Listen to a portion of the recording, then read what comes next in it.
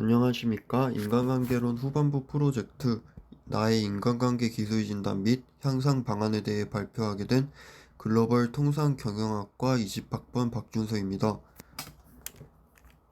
먼저 목차로는 첫 번째로 나의 인간관계에 있어서 갈등의 근본 원인을 생각해보고, 두 번째로 교수님의 10가지 인간관계 기술을 리커르트식 5점 척도로 진단해보고, 세 번째로 진단 결과에 대한 이유를 설명하겠습니다. 이어서 기술들의 향상 방안과 실천과 효과에 대해 발표하고, 마지막으로 전체적인 소감 및 의견으로 마무리하겠습니다. 먼저 근본 원인으로는 세 가지를 꼽았는데요. 가장 큰 문제는 부정적인 생각이었습니다. 상대방의 의견에 대해 부정적인 표현을 사용한 적이 많아 인간관계 갈등에 있어 가장 큰 원인이 되었던 것 같습니다. 다음으로는 분노 조절을 잘 못한다는 것입니다.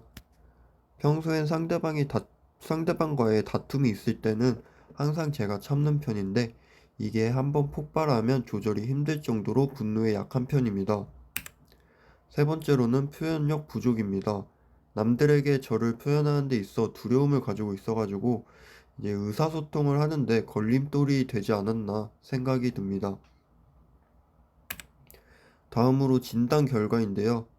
공감, 표현, 개방, 조절이 1점, 경청, 봉사, 다양성 인정이 3점, 칭찬, 감사가 4점, 용서가 5점으로 가장 높게 진단되었습니다.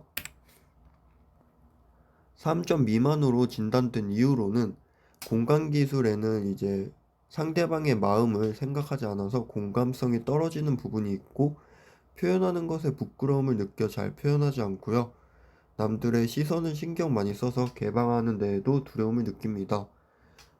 또한 한번 욱하면 분노 조절을 못하는 편이기 때문에 조절 또한 이제 3점 미만으로 진단된 것 같습니다. 그렇다면 3점 이상, 4점 미만으로 진단된 기술에 대해 이유를 설명하자면, 경청을 이제 평균적으로 잘한다고 생각하기 때문에 경청이 이제 여기에 포함이 되는 것 같고요. 그리고 봉사도 자의적으로 하지는 않지만 그래도 시키면은 잘하기 때문에, 그리고 또 이제 저와 다른 사람들의 다양성을 인정하려고 노력하기 때문에 다양성 인정도 이제 여기에 포함되었습니다. 그리고 4점 이상 기술 이유로는 이제 제가 솔직한 편이라 상대방이 잘한 부분은 인정하고 넘어갑니다. 또 도움을 준 상대방에게 고마움을 정말 크게 느끼고, 상대방이 용서를 구할 때 매번 거절하지 않고 용서를 합니다. 그렇다면은 각 점수의 기술들을 이제 향상하는 방안에 대해 이어가겠습니다. 공감 기술을 위해서는 상대방의 입장에서 생각하며 이야기를 듣기입니다. 표현으로는 이제 극단적인 느낌을 자제하면서 자신의 감정을 표현하는 것입니다. 개방에 있어서는 용기를 가지는 것이 제일 중요하다고 생각합니다. 그리고 감정적으로 생각하지 말고 이성적으로 생각하면 조절하는 것이 더 수월하다고 느껴집니다.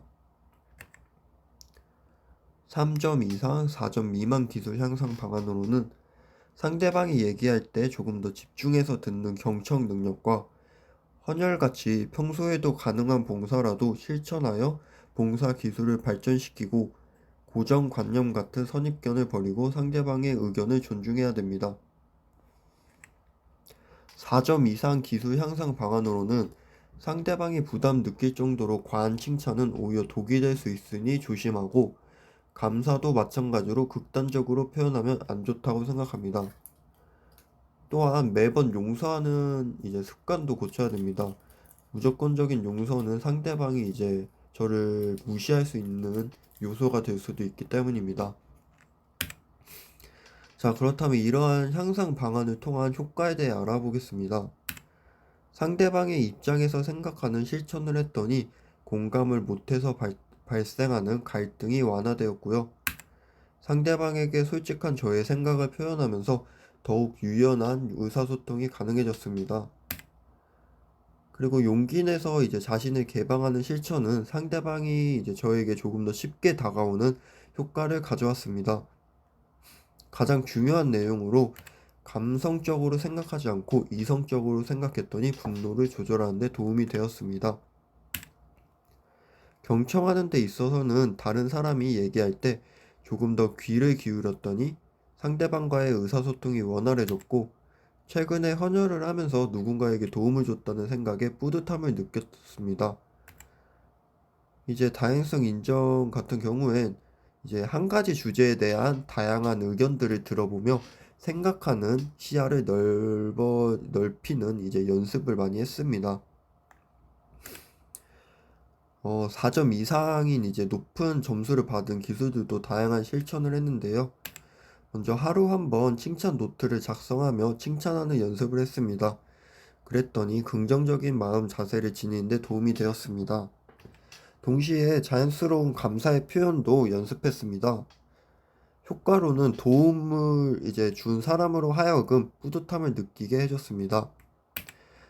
마지막으로 이제 같은 실수를 반복하는 상대방은 쉽게 용서하지 않는 것으로 잘못한 상대방이 진짜로 반성하는 모습을 볼 수 있었습니다.